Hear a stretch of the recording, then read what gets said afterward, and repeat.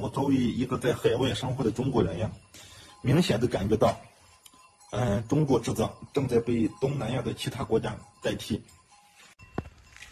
你去买东西呀，不管是中国人开的还是当地人开的，他们有很多都会问你，要中国的还是要其他国家的？他们为什么会把我们中国和其他国家分开来说？因为在他们的印象当中，中国产品就是质量差、垃圾产品，其他国家就是质量好、有保障的产品。这种观念呀，深深地印在了他们的脑子当中。就像我吧，上次换了一个摩托车的轮胎，也是在一个中国人开的维修铺里换的。他告诉我，如果想要质量好的，就不要换中国的，就换其他国家的。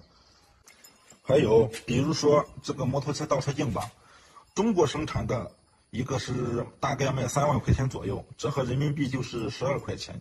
其他国家生产的大概呀，就是卖7万到8万块钱左右，折合人民币也就是30来块钱左右吧。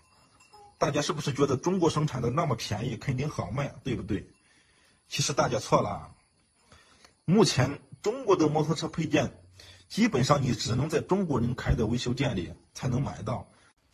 人家当地的摩托车修理铺是不会进咱们中国的摩托车配件的。所以说呀，咱们中国的摩托车配件在这里几乎已经被淘汰了。还有啊，很多中国商品啊，你目前来说只能在中国人开的超市里买到了，当地人的超市也几乎都没有中国货了。也就是说，当地人开的超市，人家进的基本上都是其他国家的货，很少有中国货了。